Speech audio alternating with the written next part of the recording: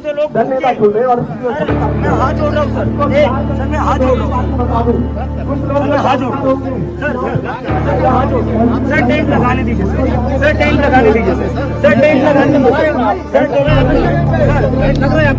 Sir, नहीं आपने रोक दिया था, आपने रोक रखा है सर, नहीं आपने रोक बाहर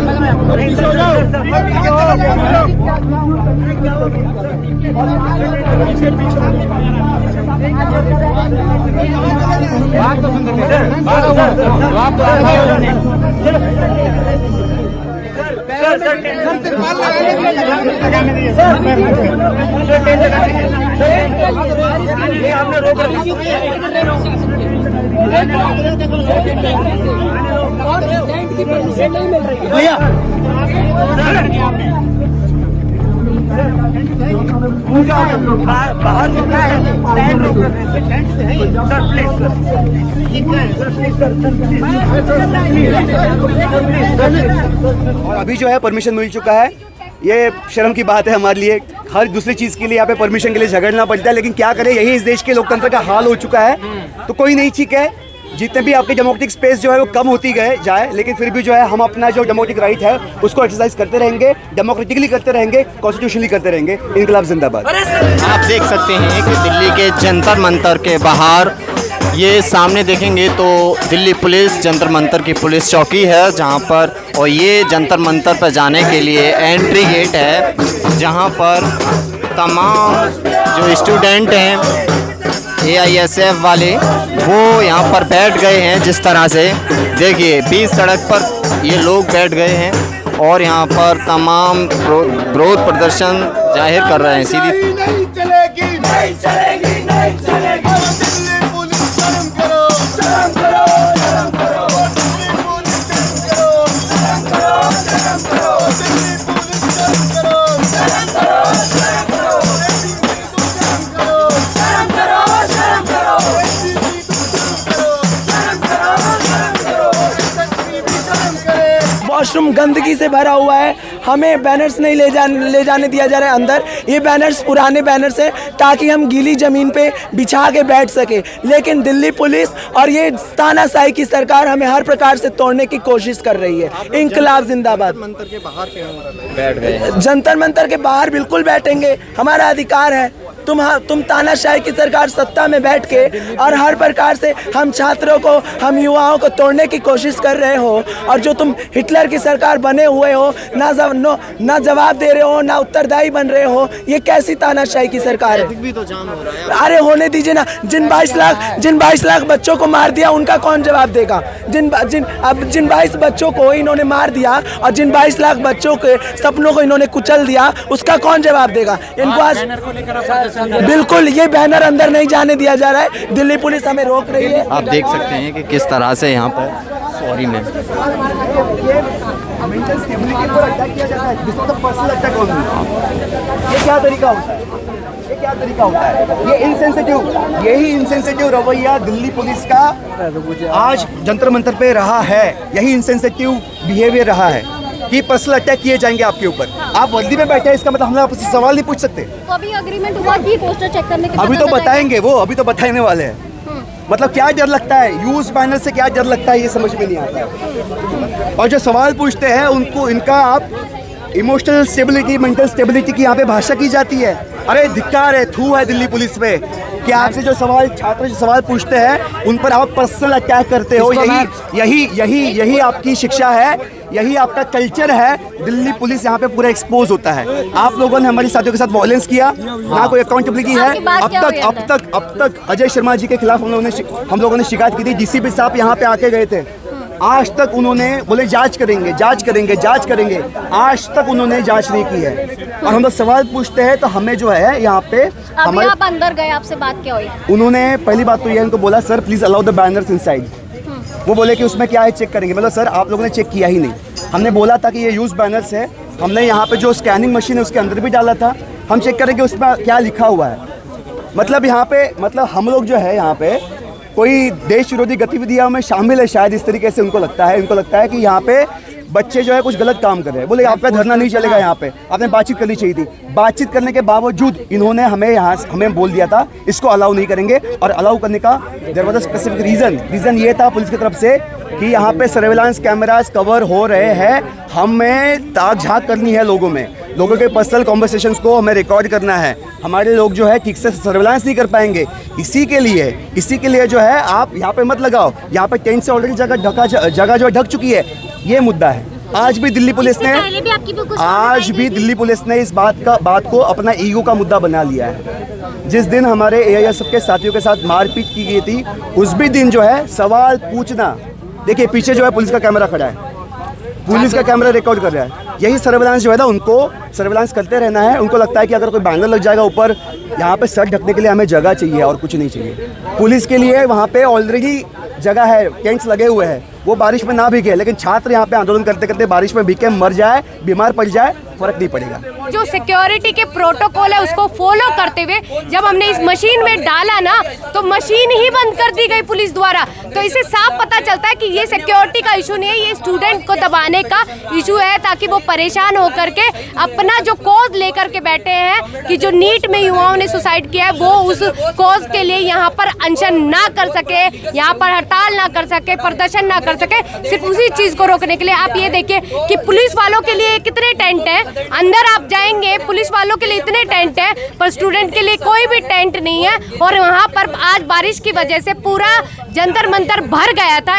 यहाँ पर इन्होंने एआईएसएफ के बच्चों ने, स्टूडेंट्स ने खुद से साफ किया, और वहाँ पर पुलिस की जो टॉप अथॉरिटी है वो वहाँ पर परेड कर रहे थे। उनका ये काम है, उनका ये ड्यूटी है प्रशासन का कि सफाई और मैनेजमेंट को देखे, और म्यूनसिपैलिटी का भी उन्होंने एक बार भी बच्चों से ये नहीं पूछा कि आपको क्या समस्या है। पर यहाँ पर जब ये खुद से अपने आप से कोई व्यवस्था करना चाहते हैं बारिश से बचने के लिए, तो उसे भी रोका जा रहा है। तो इससे पता चलता है कि ना तो वो, और ऊपर से यहाँ पे जो पुलिस वाला था वो कहता कि ऑर्डर नहीं है, ये आपको पैम्पलेट, ये जो बैनर है आप ढकने के लिए भी नहीं लेके जा सकते। तो क्या पुलिस सिर्फ बच्चों को डराने धमकाने के लिए? अगर आपसे सरकार और आपसे प्रशासन का काम नहीं संभल रहा तो आप छोड़ दीजिए ना, आप सत्ता भी छोड़ दीजिए, क्योंकि आपसे देश भी नहीं संभल रहा। प्रशासन वालों से भी यही है कि आप वर्दी छोड़ दीजिए। ये युवा जो आज अगर नाली साफ कर सकते हैं, ड्रेनेज साफ कर सकते हैं, व्यवस्था को बेटर कर सकते हैं यहाँ पे जंतर मंतर के अंदर, तो ये देश भी संभाल लेंगे। आप लोगों को पुलिस ने अभी अनाउंस किया है कि सड़क जो ट्रैफिक है उसमें बाधित हो रहा है, तो आप लोग सड़क पर बैठे हुए हैं, अंदर चले जाइए। बाधित होने के लिए आप एक बात बताइए, बाधित का कारण किसने दिया? सबसे पहली बात, पुलिस प्रशासन से ये बोला गया कि ये चटाई है और पैम्पलेट है जो लाइब्रेरी को ढकने के लिए बच्चे इस्तेमाल करेंगे, तब और उसी पर्पस पे उन्होंने पहले मना कर दिया। तब हम जब सिक्योरिटी प्रोटोकॉल के तहत इस मशीन में चेकिंग के लिए डाल रहे थे, तो उन्होंने, पुलिस प्रशासन ने मशीन ही बंद कर दी। तो यानी कि पुलिस प्रशासन सबसे पहले तो सेफ्टी कंसर्न है ना, आप एटलीस्ट चेक तो करवा लेते ना। तो इसका मतलब पुलिस का आज काम सेफ्टी या प्रोटोकॉल को फॉलो करना नहीं है, उनका आज एक ही मकसद है कि स्टूडेंट को पीटो, डराओ, धमकाओ। आप अपनी इतनी बटालियन को लेकर के बीच में पूरी परेड पुलिस की करवाई जाती है, शाम को पुलिस आर्मी सब पीछे इतने, ताकि उनको डराया जाए, धमकाया जाए। क्या आप बस इसी काम के लिए? क्या बच्चे मलेरिया से नहीं? आप वैसे गाइडलाइन जारी करते हैं प्रशासन, म्यूनसिपैलिटी कि बारिश का पानी जमा ना हो, मलेरिया ना हो, तो वही बच्चे अगर उसी पानी अगर इकट्ठा हो रहा है तो वो इकट्ठा ना हो और मलेरिया ना हो, और वो खुद से साफ कर रहे हैं, ना म्यूनसिपैलिटी कोऑपरेट कर रहा है ना प्रशासन कोऑपरेट कर रहा है, तो उनको इस व्यवस्था को कि वो कुछ ढककर प्रशासन कर सके, विरोध जता पाए, तो वो भी नहीं करने दिया जा रहा है। बैनर में क्या ऐसा है? आप खुद देखिए, नहीं कोई कुछ भी विवाद नहीं। आप एक बात बता दें, इनसे पहलगांव में इनसे आतंकवादी नहीं ढूंढे जा रहे, पुलवामा में आरडीएक्स कहाँ से इसे 300 किलो आ गया, पर यहाँ बच्चे रस्सियाँ लेकर आ रहे, पैम्पलेट लेकर आ रहे, उसमें ये पाकिस्तानी बम ढूंढ रहे हैं। ये कैसी व्यवस्था है? आप अपने देश ना तो इस पुलिस प्रशासन से बनेगा, ना राजनीतिक पार्टियों से बनेगा, ना राजनीतिक नेताओं से देश बनता है। देश बनता है तो इन युवाओं से बनता है। तो आप इन्हीं को अगर दबा दोगे तो देश कैसे प्रगति करेगा? तो ये प्रश्न है प्रशासन से भी और उस सोई हुई और उस अहंकारी मानवता से भी। जब तक देखिए हम जब तक इनको ये लगता है कि ये हमें डरा धमका देंगे, यहाँ पे जो कैमरा मैन है पुलिस के जो फेस रिकग्निशन कर रहे हैं, आइडेंटिफाई कर रहे हैं ताकि ये मूवमेंट जब बंद हो उसके बाद ये हमारे घरों में जाए और हमें डराए, उन्हें लगता है ये हमें डरा देंगे, हम जेल के लिए भी तैयार है। देश को पहले भी आज़ाद करा चुके हैं हमारे पूर्वज और वो बातें, वही शिक्षा और वही उसी आइडियलिज्म के साथ आज हम बैठे हैं धरना के लिए। क्या सामान ले जा रहे हैं आप लोग अंदर? ये आप देखिए चटाई है, ठीक है, बुक्स थी कुछ और रस्सियां हैं ताकि बांधने के लिए, ये रस्सियां हैं बांधने के लिए। आप बताइए इसमें क्या थ्रेट है, क्यों रोका जा रहा है? कह रहे हैं कि जो ऑलरेडी वहाँ पे जो अनशन कर रहे हैं उनके पास ही सामान नहीं है, जगह नहीं है, आप उसमें घुस जाइए।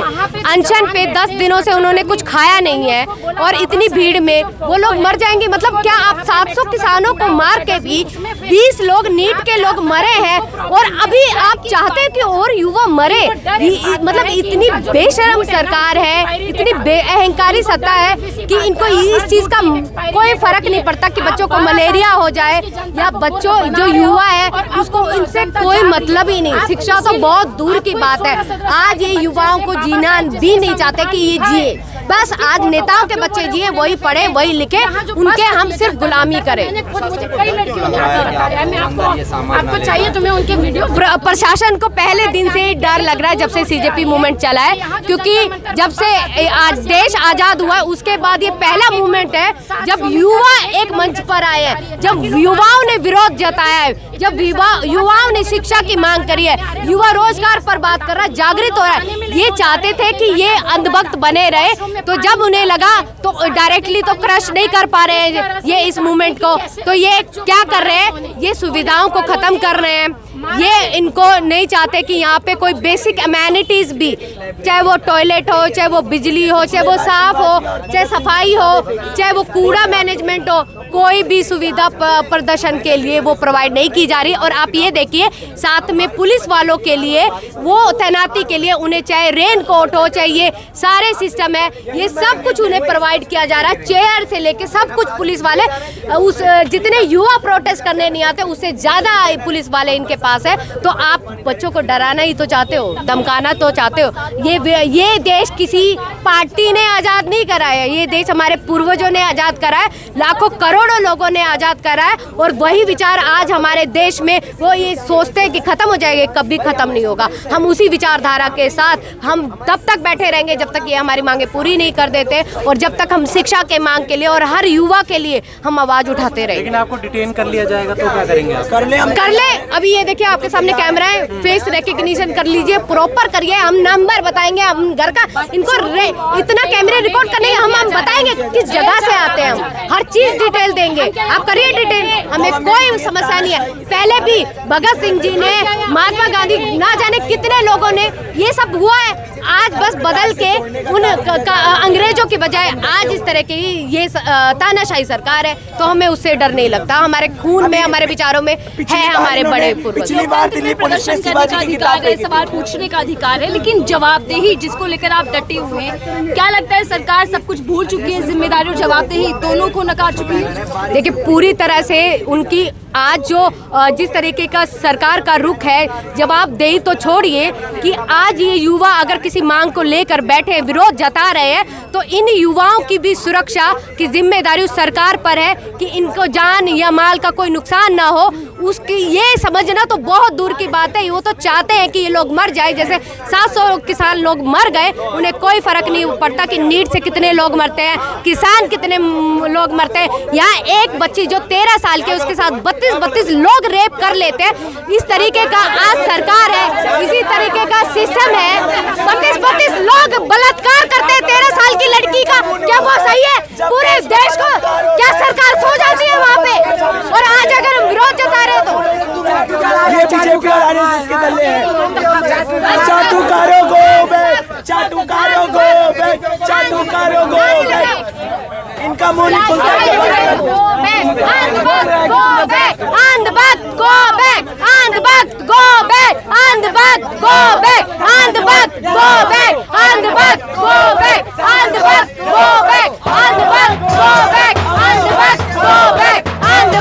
Go back!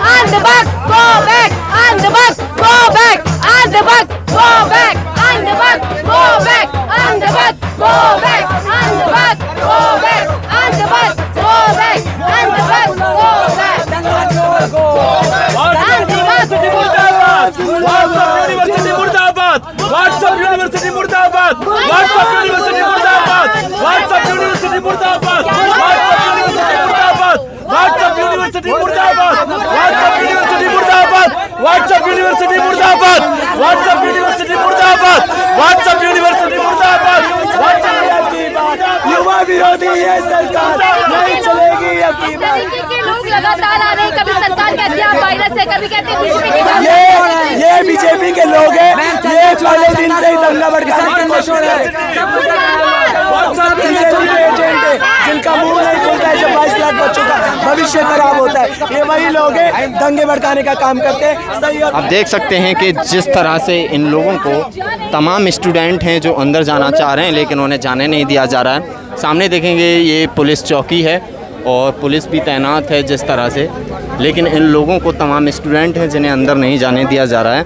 सीधी तस्वीर में देखेंगे ये जंतर मंतर के बाहर की तस्वीर आपको देखने के लिए मिलेगी, जहां तमाम स्टूडेंटों को सामान लेकर अंदर नहीं जाने दिया जा रहा है। देखिए क्यों नहीं उठाएंगे? हम लोग मर रहे हैं, हमारा देश आज अंतर्राष्ट्रीय स्तर पर पीछे जाता जा रहा है। जहां युवाओं को आगे होना चाहिए था, AI समिट फेल हो रहे हैं इंडिया के अंदर। अगर आज देश का युवा उस चीज़ के खिलाफ आवाज़ उठा रहा है कि हमें बेहतर व्यवस्था चाहिए, हमें सरकार से अच्छी व्यवस्था चाहिए, तो उसी आवाज़ को कुचला जा रहा है। तो यही सबसे बड़ी समस्या है। जब आप आवाज़ को कुचल रहे हो, युवा की आवाज़ को कुचल रहे हो, तो आप सीधे तौर से देश की आवाज़ को कुचल रहे हो, उसके विकसित होने की व्यवस्था को कुचल रहे हो। आप कुचल रहे हो कि देश आगे कैसे बढ़ेगा, उसको आप कुचल रहे हो।